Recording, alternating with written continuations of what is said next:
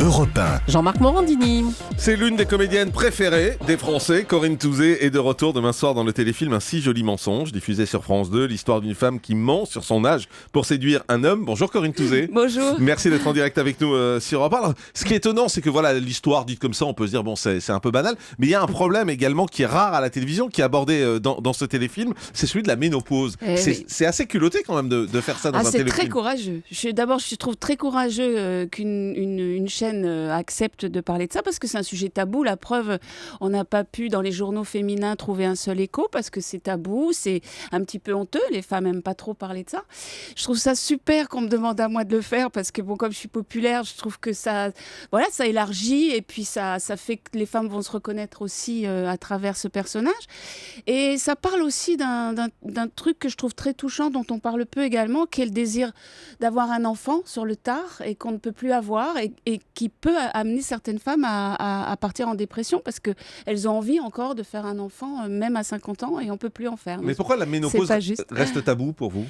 Alors, c'est pas pour moi, c'est pour tout pour le vous, monde. Selon votre avis, pardon. Selon moi, je pour pense. Alors, je pense que c'est parce que c'est pas glamour, Jean-Marc. Je pense que c'est parce que les femmes ont pas très envie d'en parler, elles ont un peu honte, elles ont des bouffées de chaleur. Bon, c'est pas drôle.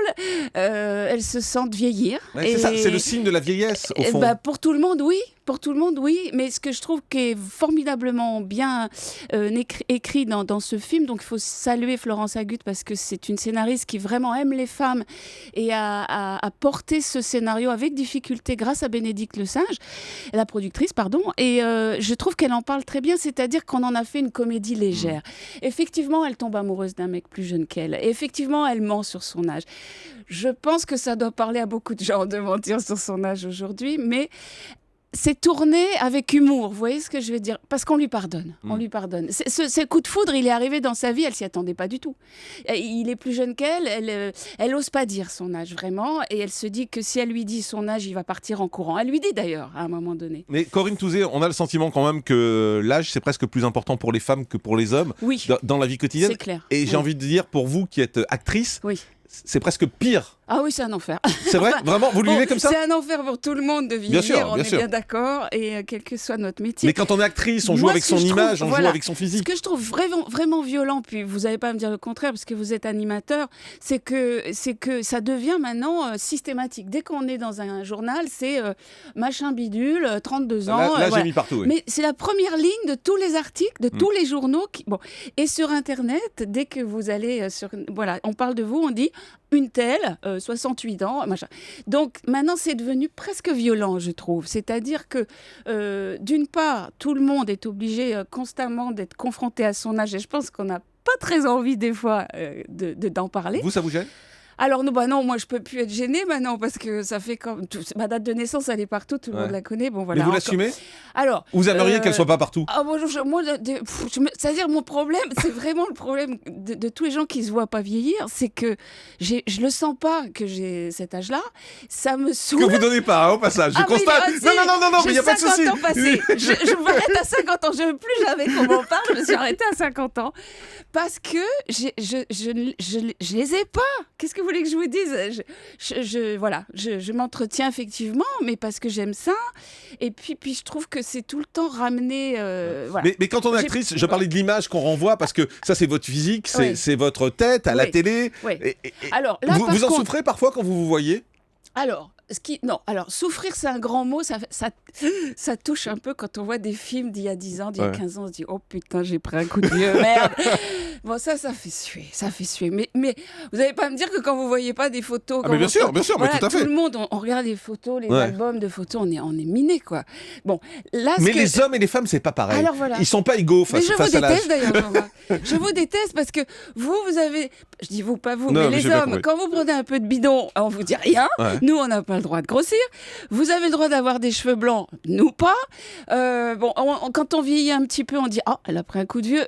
Alors on dit que les hommes de de 50 ans, ils sont séduisants.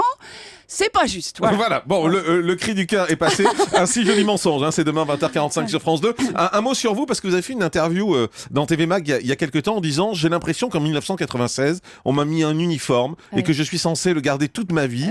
Et quand j'ai quitté Une Femme d'honneur, je suis devenue persona non grata. On ne voulait pas me reconnaître comme productrice, me reprochant de marcher sur les plates-bandes qui ne m'appartenaient pas. Pour me punir, on ne faisait plus travailler l'actrice. C'est dur, ça, d'avoir vécu ça quand même. Oui, ça s'est passé comme ça. C'est bien aussi. C'est la faute à TF1 des fois. Ah non, ça n'a rien à voir avec TF1. Au contraire, c'est le problème c'est les autres diffuseurs. C'est les producteurs. Ah, c'est les autres. C'est les autres diffuseurs et les producteurs qu'on fait front. Voilà. Bon, maintenant c'est fini. C'est une histoire qui remonte à il y a 10 ans. Vous dites quand même, j'en ai pris plein la tête. Vous avez morflé quand même. Oui, j'ai morflé parce que je comprenais pas pourquoi j'avais pas le droit de produire. Je trouvais ça injuste puisque tous les films que j'ai produits, j'en ai produit 11. C'est 11 cartons, donc je suis très fière de ça. Je continue d'ailleurs. Mais si vous voulez, il y a eu un moment difficile. Alors le moment difficile, c'est sûrement parce que quand vous êtes longtemps à l'image et à l'antenne avec un personnage récurrent, on a beaucoup de mal à vous imaginer faisant autre chose. Ça, c'est le problème de toutes les récurrences, même des metteurs en scène, ceux qui font des drames ont beaucoup de mal à faire de la comédie. Les acteurs qui sont comiques rêveraient de faire du théâtre, n'y arrivent pas, etc. Bon, ça, c'est déjà un point de départ. Et après, il y a le problème des cases où on vous range. Voilà, on vous range dans des cases. Bon, moi, c'était la case flic et il fallait que je sois dans des séries policières jusqu'à la fin de mes jours. J'ai eu envie de faire du théâtre.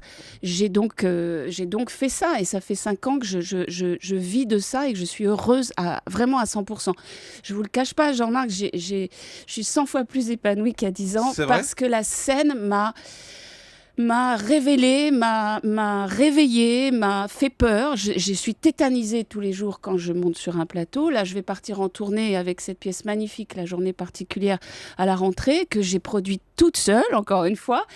J'ai cette énergie-là et cette envie-là de faire des choses plus personnelles. Voilà. Mais c'est difficile en France. C'est difficile d'avoir des rêves. C'est difficile de Il faut se les monter tout seul, finalement. Il faut se battre toute seule. Il faut se battre tout le temps pour arriver à convaincre les gens que votre idée est la bonne, que votre envie est juste. Je me suis plantée, on peut se tromper, mais je trouve que c'est dur d'arriver à changer les mentalités en France. C'est très compliqué. Oui. Le grand direct des médias, Jean-Marc Morandini.